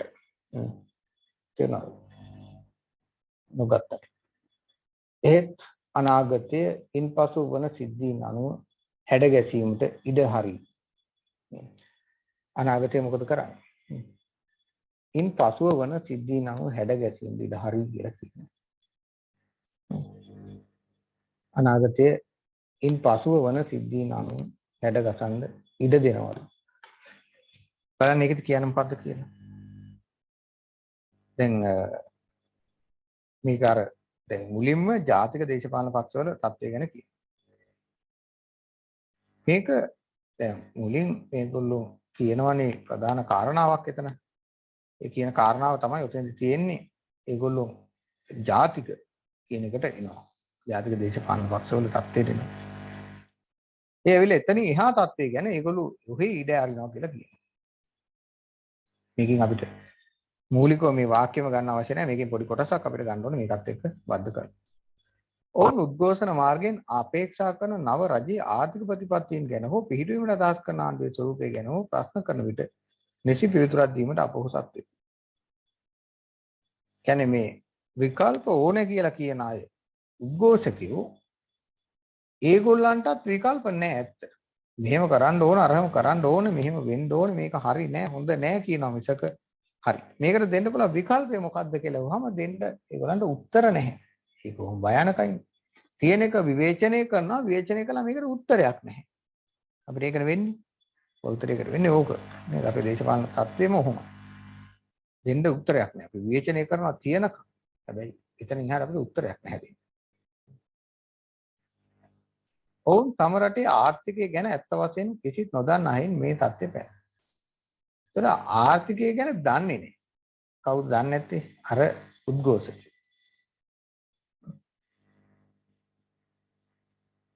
උද්ඝෝෂකයෝ දන්නේ නැහැ. රටේ ආර්ථිකය දිගටම වැඩි ඇත්තේ ඔවුන්ගේ දැනීමේ සීමාවන්ට පිටතින්. ඔවුන්ගේ කියන්නේ අර උද්ඝෝෂකයන්. තම රටේ පසේ හා ඛනිජ සම්පත්වල සැබෑ හෝ ශක්්‍ය තත්ත්වය ගැන ඔවුන් තුළ ඇත්තේ පොතට සීමා වූ දල හැඟීමක් පමණි. මෙන්න මේවා මොනවද මේ? තම රටේ ඛනිජ සම්පත්වල සැබෑ හෝ ශක්්‍ය තත්ත්වය ගැන ඔවුන් තුළ ඇත්තේ පොතට සීමා වූ හැඟීමක් පමණි. මෙන්න මේවට අපිට තනි වචන ගන්න පුළුවන් මේවට මේ. ප්‍රායෝගික දැනුමක් නැහැ කියන එක මේ කියන්නේ. න්‍යායාත්මක දැනුමක් විතරක් තියෙනවා කියලානේ මොනවා ගැනද? ස්වාභාවික සම්පත් පිළිබඳව. නේද? රට සතු ස්වාභාවික සම්පත් වල න්‍යායාත්මක දැනුමක් වුන් සතුයි. ඒක නිසාලු එයාලට ආර්ථික දර්ශනයක් නැත්තේ. ඒ නිසා තම රටේ සම්පත් ගැන ඔවුන්ට කතා කළ හැකි පොදු අවිශේෂී අන්දමකින්. අවිශේෂී කියන්නේ විශේෂ නොවු කියන අදහස දෙනවා. පොදු හැඟීමකින් ලු ඒගොල්ලෝ රටේ ආර්ථික සම්පත් පිළිබඳව සාකච්ඡා කරන්නේ. නිදහස ලැබීමෙන් පසු සංඛ්‍යාවෙන් අඩු වූ ප්‍රාග්ධනය අතින් හීන වූ විප්ලවීය මාර්ගයකට බැසීම ප්‍රතික්ෂේප කරන්නා වූද මේ ඌන සංවර්ධිත මධ්‍යම පන්ති අති ශෝචනීය නිශ්චලත්වයට වැටේ. එනම් මේ දේශපාලන ප්‍රතිසංස්කරණ ඉල්ලලා උද්ඝෝෂණය කරපු අය කවුද? ඒගොල්ලන්ට අපි කියන්නේ තේරෙනවද? මේ ඌන සංවර්ධිත රටවල මධ්‍යම පන්ති. ශෝචනීය නිශ්චලත්වයට වැටේ කියන්නේ ඒගොල්ලන්ට කර කියා ගන්න දෙයක් නැති වුණා.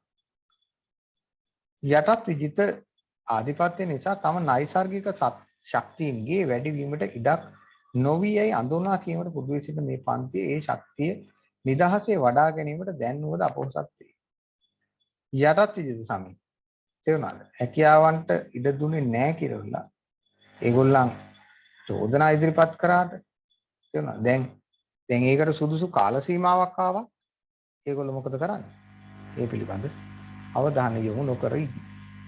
සම්පත්වල ඇති අස්ථායි භාවයත් කලමනාකාරීත්වයේ යාන්ත්‍රණයේ දුර්වලතාවයන් නිසා ඔහු අවුරුදු ගණනාවක තාක්ෂණික ආර්ථික ක්‍රමයකට තල්ලු. මම මේක වාක්‍යයට අතුපාට කරනවා. හැබැයි මේක මෙහෙමම ගන්නෙ නෑ අපි සමහර තැන් හදනවා. ඔවුන්ගේ නිතැතින්ම සීමිත කල්පනා විදියන් ජාතික ආර්ථිකයේ වනාහි වූ කලී අපි දාන්නේ නේද? දේශීය නිෂ්පාදනයයි කිව හැකි දේ මත පදනම් වූ ආර්ථිකය. නේද? මේ තර්ක කරන අයගේ මේ පේන ලක්ෂණ අනුව ඒගොල්ලන්ගේ තේරුණාද? ඒගොල්ලන්ගේ කල්පනාව අනුව අර මේ අලුත් දේවල් ඉල්ලනවා කිව්වේ නව සංකල්ප ඕන කියලා කියන අයගේ ඒගොල්ලන්ගේ කල්පනාව අනුව නැත්නම් ඒගොල්ලන්ගේ මතවාදය අනුව මොකක් කියලාද කියන්නේ? ඒගොල්ලෝ කියන්නේ දේශීය නිෂ්පාදනයයි කිව හැකි මත දේශීය නිෂ්පාදනය කියන්නේ නේද? ස්වයං නිෂ්පාදනයක් මත පදනම් වූ ආර්ථිකයක් අපි හදන්න ඕන කියන එකයි ඒගොල්ලන්ගේ මතය. ශිල්පීය පන්තිය ගැන දීර්ඝ දේශනා පවත්වනු ලැබේ. මොකද ශිල්පීය පන්තිය කියන්නේ කම්කරුව පිළිබඳව තමයි මේගොල්ලෝ වැඩිපුර කතා කරන්නේ.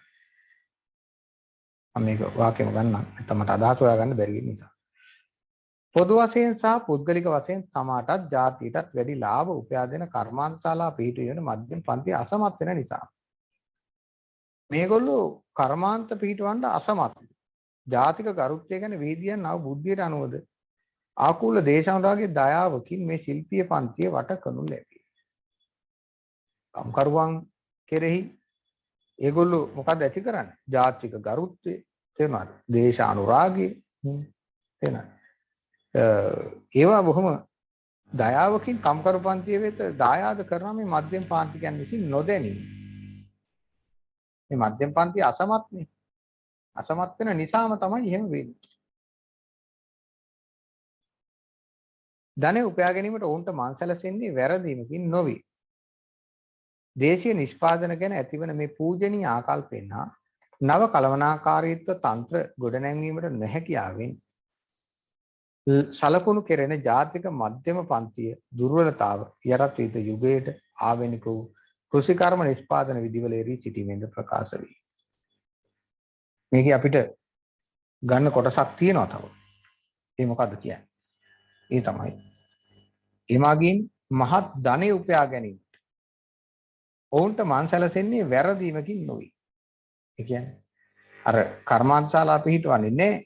අර කම්කරුවන්ගේ ශ්‍රමය හරහා ඒගොල්ලෝ ස්වයං ආර්ථිකයක් ගොඩනංවලා ඒ හරහා නේද? ධනෙ උපයා ගන්නවා කියලා කියනවා. ධනවතුන් වෙනවනේ. මේක මම නිල් පාට කරලා යන්නම්. ධනවතුන්.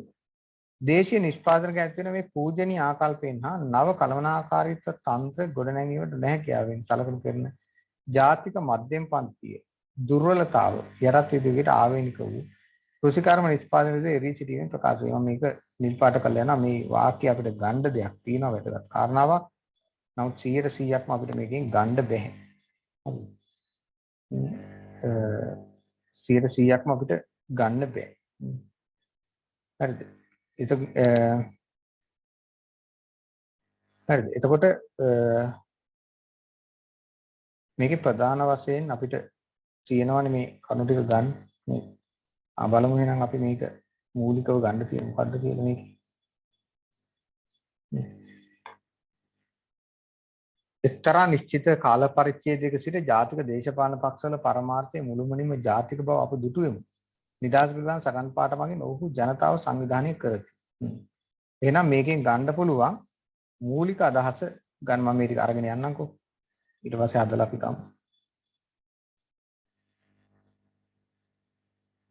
ඒ ආර්ථික ගැන අත් වශයෙන් ඕම් කියලා මම මේ ටික ගන්න මූලිකව උඩට දා ගන්නම්. එතකොට ලේසි. එතෙන්ට දාගෙන යන්නකෝ. උඩට දාගෙන යන්න. එතකොට අපි ලේසි ගන්න.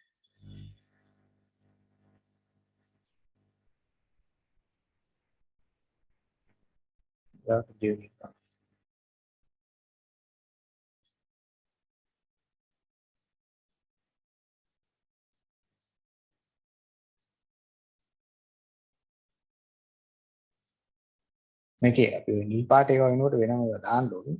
ඒක අපිට ගන්න ගත යුතු හරයක් ඒකේ තියෙනවා. ඒක නිසා එහෙම අරගෙන තියෙන අපිට වාක්‍ය පිටින්ම ගන්න බෑ. වාක්‍ය පිටින්ම අපි ගන්නෑ. ඒක අයින් කරලා ගන්නේ. තල්ලු වෙති කියන තැනට ගන්න අපි ගත්තේ. නේද?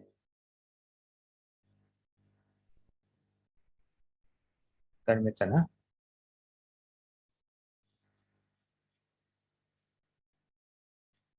ශිල්පී පන්ති දේශනා පාත්වලදී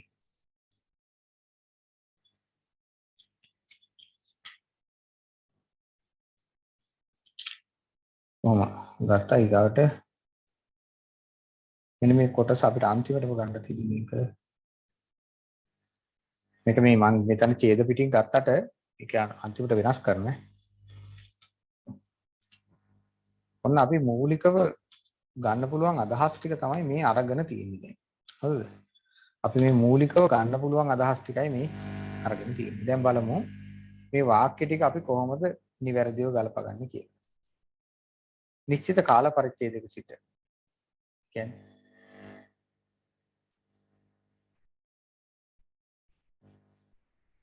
මම මේක මෙහෙම කියනවා ඒකෙන් තීච්ච අදහස ඒ තමයි ජාතික දේශපාලන පක්ෂවල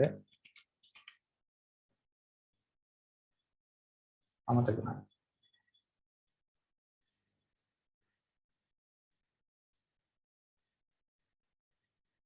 ජාතික දේශපාලන පක්ෂ කියලා තමයි. හරි. පක්ෂ කලක සිට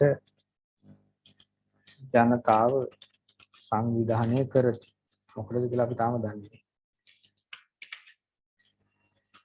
ජනතාව සංවිධානය කරයි වෙන්න බෑ ජාතික දේශපාලන පක්ෂ නෙවෙයි. අනාගතයෙන් පසු වන සිද්ධීන් අනුව හැඩ ගැසීමට ඉඩ හරි. එහෙත් අනාගතය පිළිබඳ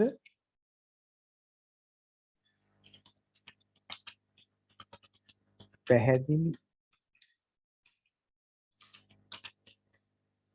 අදහසක් නැත. අදහසක් ඔවුන්ට නැත.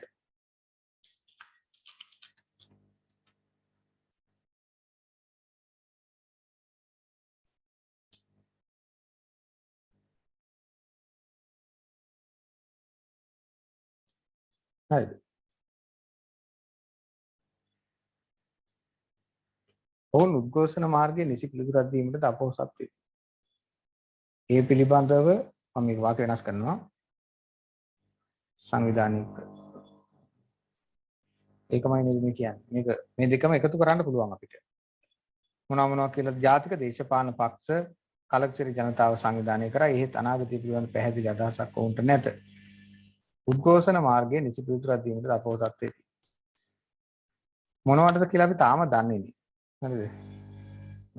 මෙන්න මේ අයනේ. මේ මෙතන තමයි දැන් කාරණාව තියෙන්නේ. මොකද්ද මේ කාරණාව? ආර්ථිකය පිළිබඳ. මම මෙන්න මෙතෙන්ට මේක අරගෙන යනවා.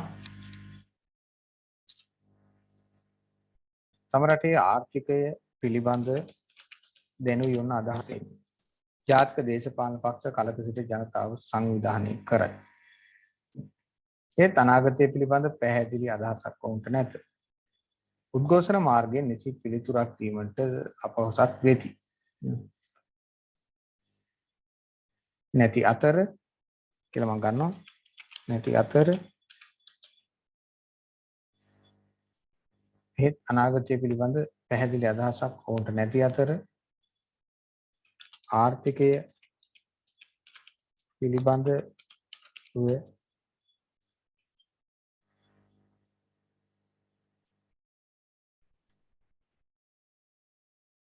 කිසිත් නොදන්නා නිසා කියන්නේ පිළිබඳව අවබෝධය රහිත බැවින්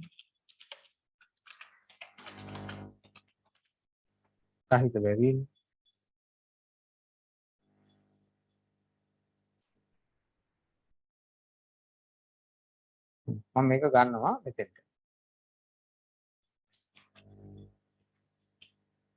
තම රටේ ආර්ථිකය පිළිබඳ ජාතික දේශපාලන පක්ෂ කලකසිරි ජනතාව සංවිධානය කරයි. ආර්ථිකයට විරුද්ධව කියලා තමයි. එරෙහිව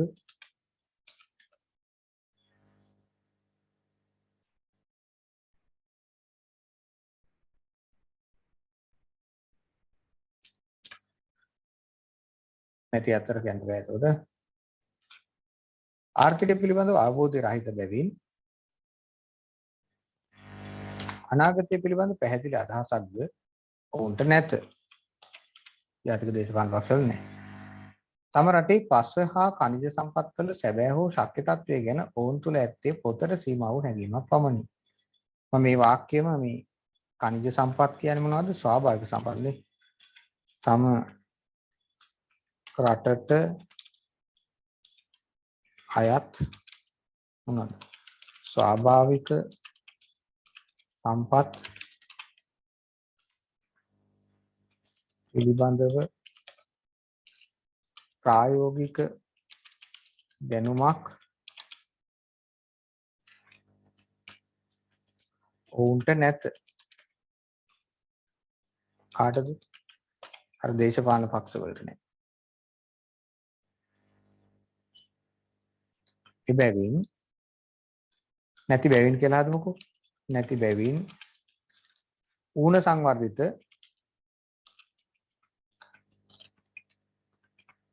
රටවල මධ්‍යම පන්තිය මේ ඒක තීච් එකමයි. මධ්‍යම පන්තියේ ආර්ථිකය යහපත් නැත. ඒක තමයි අර අති සෝචනීය තත්ත්වයට වැටේ කියලා කිව්වේ. ආර්ථිකය යහපත් නැත කියලා අපිට ගන්න පුළුවන්. ඒගොල්ලන්ගේ ආර්ථිකය යහපත් නැහැලු. හරිද?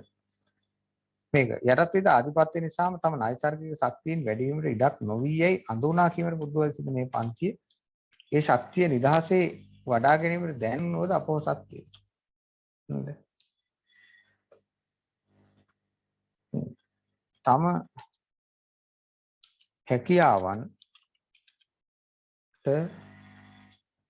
අවස්ථා ලැබුණද එය ඉටු කර ගැනීමට මධ්‍යම පන්තිය අපොහොසත් විය.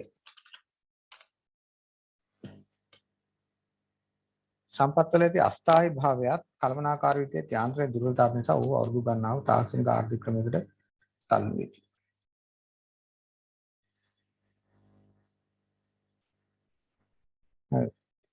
විවිධ දුර්වලතා නිසා මධ්‍යම පන්තිය මොකේට තලනවා කිව්වේ අස්ථායි ස්වභාවික නේද? මධ්‍යම පන්තිය වලට ගියා කියලා කියන්නේ බලන්න. මධ්‍යම පන්තිය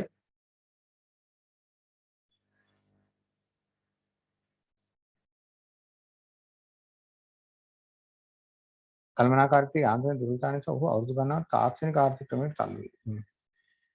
මේ දුර්වලතා නිසා මධ්‍යම පන්තියේ තාක්ෂණික ආර්ථිකයකට යොමු විය.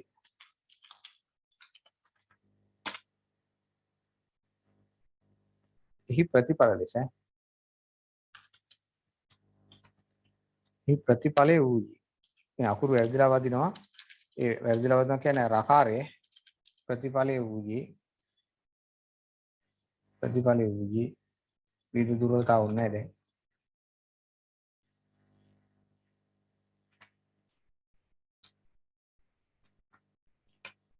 මධ්‍යම පන්තිය තාක්ෂණික ආර්ථිකයකට යොමු වීමයි.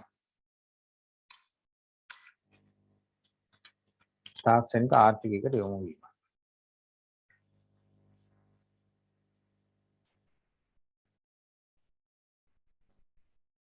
දේශීය නිෂ්පාදනය කියලා දී මත පදනම් වූ ආර්ථිකය. ඒ මොකද්ද කියන්නේ කියලා බලමු ආයෙ පහු ගිහිල්ලා එතන.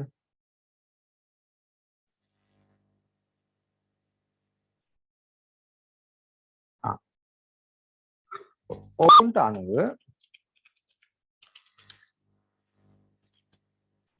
ජාතික ආර්ථිකය දේශීය නිෂ්පාදන මත ගොඩනැංවිය යුතුය. දේශීය නිෂ්පාදන මතම ගොඩනැගිය යුතුය. මේ වාක්‍ය අපිට උඩයට කරන්න වෙයි.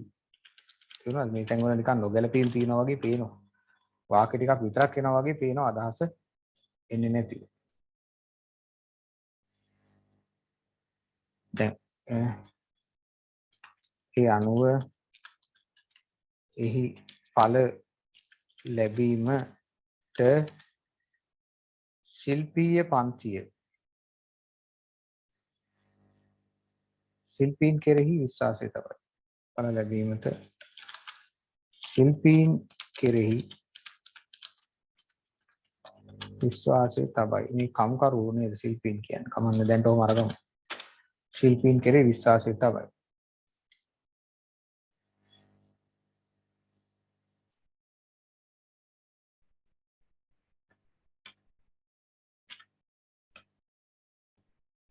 මම මෙතෙන්ට ගන්නවා අර ඊළඟ වාක්‍ය දීච්ච එක. කර්මාන්ත ආරම්භීමට මධ්‍යම පන්තිය අපෝසත් බැවින්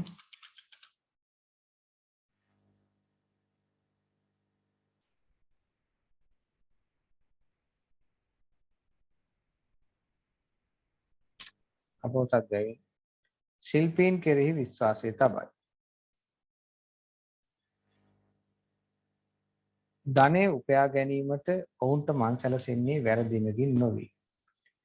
ඒ අනුව මධ්‍යම පන්තිය ශිල්පීන් හරහා ධනවත් වෙයි.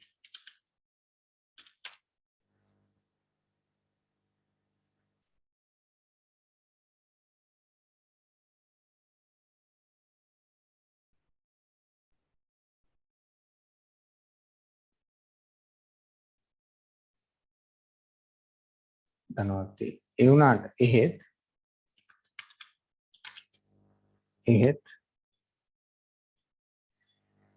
අන්තිම එකට යන්නේ මෙන්න මෙතන. එහෙත් මොකද්ද මේ කියන්නේ? ධන උපයාගෙන මානසික වැඩිම පූජනීය ආකල්පයෙන් හා නව කළමනාකාරීත්ව තන්ත්‍ර ගොඩනැංවීමට නොහැකියාවෙන් සලකුණු කරන ජාතික මධ්‍යම පන්තියේ දුර්වලතාව යටත් වී විදියට ආවේනික කෘෂිකාර්මික නිෂ්පාදන විදිවල එරී සිටීමෙන් ප්‍රකාශ වේ. එහෙත් නව ආර්ථික ක්‍රමවේද වෙත යොමු වීමට මධ්‍යම පන්තිය අපොහොසත් වන බැවින් සාම්ප්‍රදායික කෘෂිකර්මයේ යෙදී සිටිති.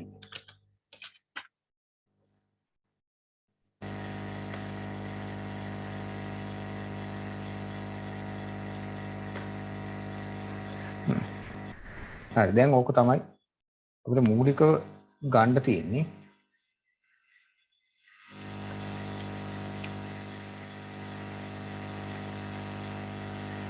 මූලිකව ඡේදයක් ලෙස අපිට ගන්න තියෙන මේ ටික අපි පොඩ්ඩක් කියවගෙන යමු බලන්න මේකේ උඩයට කරන්න වෙයි අපිට උඩත් දැන් උගත් දැන් අපිට හදන්න වෙයි එහාට මෙහාට ගෙනිහින් දාන්න වෙයි. තම රටේ ඉස්සලා කියවලින් බලන්න තම රටේ ආර්ථිකයට එරෙහිව ජාතික දේශපාලන පක්ෂ කලක සිට ජනතා සංවිධානයකදී මම මෙතන දාන තම රටේ යටත් විජිත කියලා. යටත් විජිත ආර්ථිකයට එරෙහිව ජාතික දේශපාලන පක්ෂ කලක සිට ජනතාව සංවිධානය කරයි. ආර්ථිකය පිළිබඳව අවබෝධය රහිත බැවින් අනාගතය පිළිබඳ පැහැදිලි අදහසක්ද ඔවුන්ට නැත. එහෙත් කියලා දානවා. එහෙත් ආර්ථිකය පිළිබඳව අවබෝධය රහිත බැවින් අනාගතය පිළිබඳ පැහැදිලි අදහසක්ද නැත. ඔවුන්ට ඕනේ නැත. උන්ට තියෙන වචන වැඩි වුණොත් අඩු කරමු. ඔවුන්ට නැත. තම රටට අයත් ස්වාභාවික සම්පත් පිළිබඳව ප්‍රායෝගික දැනුමක් ඔවුන්ට නැති බැවින් ඌන සංවාදිත රටවල මධ්‍යම පන්ති ආර්ථිකය යහපත් නැත. තම රටට අයත් ස්වාභාවික සම්පත් පිළිබඳව ප්‍රායෝගික දැනුමක් ඔවුන්ට නැති බැවින් ඌන සංවාදිත රටවල මධ්‍යම පන්ති ආර්ථිකයද යහපත් නැත. තම හැකියාවන්ට අවස්ථා ලැබුණද ඒ ඉටු කර ගැනීමට මධ්‍යම පන්ති අපොහොසත් වේ. ඒ ප්‍රතිඵලය වූයේ මධ්‍යම පන්ති තාක්ෂණික ආර්ථිකයට යොමු වීමයි. ඒ ප්‍රතිඵලය වූයේ ඔවුන් තාක්ෂණික ආර්ථිකයට යොමු වීමයි. ඔවුන්ට අනුව ජාතික ආර්ථිකයේ දේශීය නිෂ්පාදන මතම ගොඩ නැගිය යුතුයි. කර්මාන්ත ආරම්භීමට මධ්‍යම පන්ති අපොහොසත් බැවින් ශිල්පීන් කෙරෙහි විශ්වාසය තබයි. එසේ වුවද කියලා ලියනවා. කර්මාන්ත ආරම්භීමට මධ්‍යම පන්ති අපොහොසත් බැවින් ශිල්පීන් කෙරෙහි විශ්වාසය තබයි. ඒ අනුව මධ්‍යම පන්තියේ ශිල්පීන් හරහා ධනවත් වේ. එහෙත් නව ආර්ථික ක්‍රමවේද වෙත යොමු වීමට මධ්‍යම පන්ති අපොහොසත් වන බැවින් සාම්ප්‍රදායික කෘෂිකර්මයේ යෙදී සිටියි.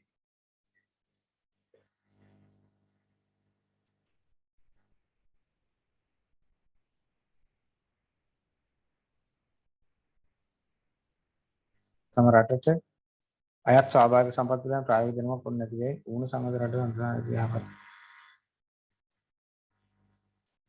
නැති බැවින් මෙන්න මෙතෙන්ට ගෙනියන්න වෙනවා අන්න අරක. ඒත් නව ක්‍රමවේදයේ යොමුවට මධ්‍යම පන්ති අපොහොසත් කරන බැංකු කෘෂිකර්මයේදී සිද්ධ කියන එක ඒක අරන් එන්න වෙනවා මේ මෙතෙන්ට. ඒත් ආර්ථික පිළිබඳ අවබෝධය ඇති වෙන අනාගත පිළිබඳ පැහැදිලි අදහසක් ඔවුන්ට නැත. තම රටේ ස්වාභාවික සම්පත් පිළිබඳ ප්‍රායෝගික දැනුමක් ඔවුන්ට නැති බැවින් මෙන්න මෙහෙම වෙනවා. නැති බැවින් නව ආර්ථික ක්‍රමවේදයට යොමු වීමට මධ්‍යම පන්තිය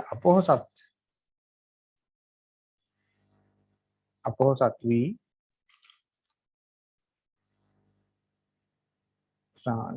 දැනුම ප්‍රායෝගික දැනුමක් ඔවුන්ට නැති බැවින් නව ආර්ථික ක්‍රමවේදයට යොමු වීමට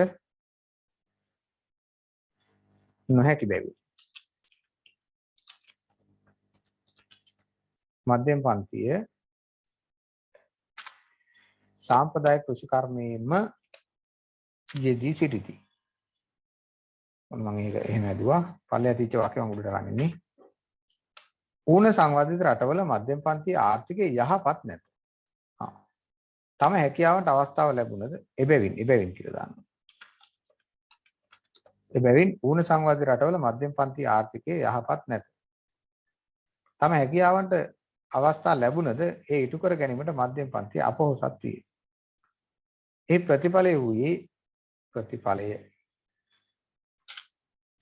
වූයේ ඔවුන් තාක්ෂණික ආර්ථිකයට යොමු වීමයි.